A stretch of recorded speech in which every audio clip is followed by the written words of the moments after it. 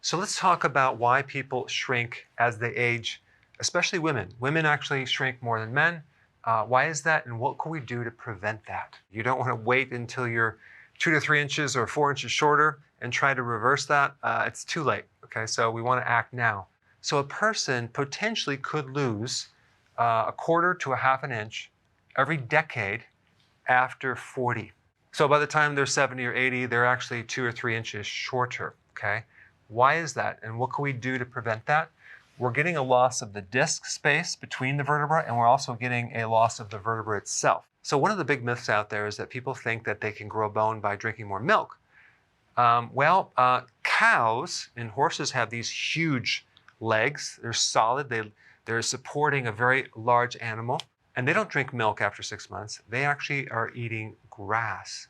So there is no credible study that I could find that shows that drinking milk will build your bones or make them stronger. Now, what about calcium? Well, there's a problem with calcium, especially if postmenopausal women take calcium to prevent bone loss, especially if it's calcium carbonate. They increase their risk of getting heart attacks. I did a separate video on that. You can check it out. But when we talk about minerals, we're only talking about one little piece of the puzzle. You need other minerals, you need vitamins, you especially need magnesium, and this trace mineral called boron. Boron is really, really essential to help prevent osteopenia and osteoporosis.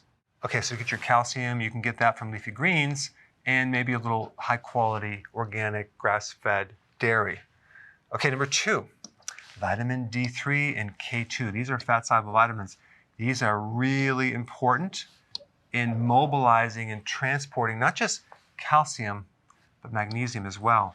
So vitamin D helps the absorption of calcium from the small intestine by 20 times, but K2 drives that calcium from the blood into the bone.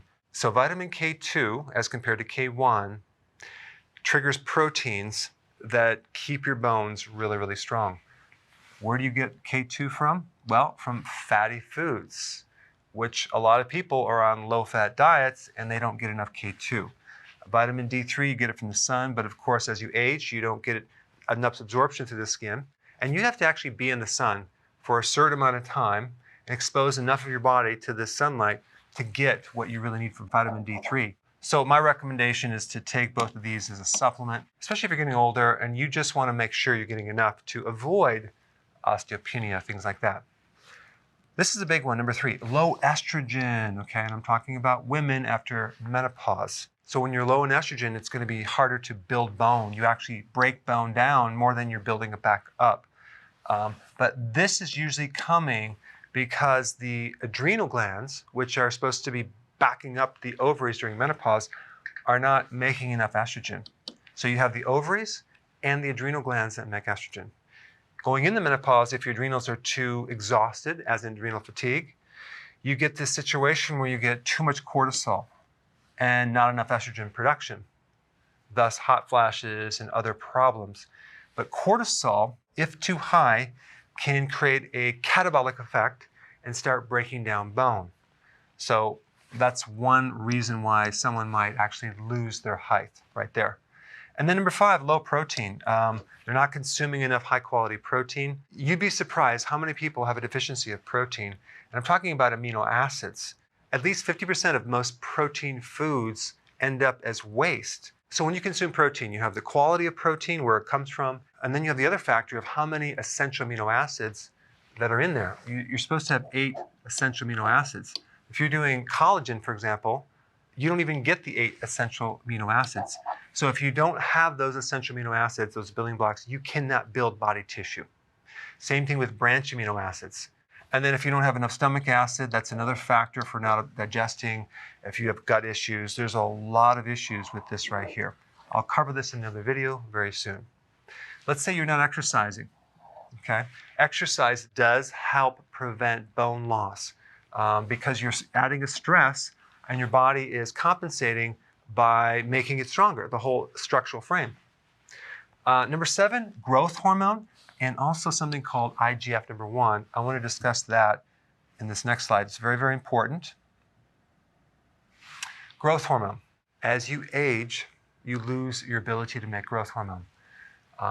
The pituitary makes growth hormone, and then it works through the liver, and then it triggers this other hormone called IGF-1, which has very similar functions to growth hormone.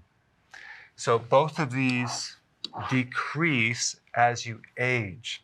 So if you're getting older and you don't have these hormones, you don't get the growth of the bone. Okay? So what can you do to maximize growth hormone? You can keep your insulin low and your sugars low. That sounds like keto to me. Okay, next one. You want to get more sleep, okay, and less stress. That will increase growth hormone as well. In fact, a good amount of the growth hormone is elevated while you're sleeping in the deep delta wave sleep. So if you're not sleeping, you're not going to be able to produce enough growth hormone. And that's when all the repair happens, all the recovery, and the actual bone growth itself. Exercise, high intensity interval training, has the potential to increase growth hormone by 700%. But this is mainly if you're doing some hardcore sprinting. So if you're not doing hardcore sprinting, it could be less than that. And realize everyone's different, and this was just one study. So it could be less, could be a little bit more. But high intensity interval training is the way to go, but do it gradually at first so you don't overdo it. Vitamin D, very important in increasing growth hormone. Lots of sun, or take it as a supplement. But this right here is probably the most potent stimulator of growth hormone, and that's intermittent fasting. You can increase growth hormone by 1,300 to 2,000% when you do intermittent fasting.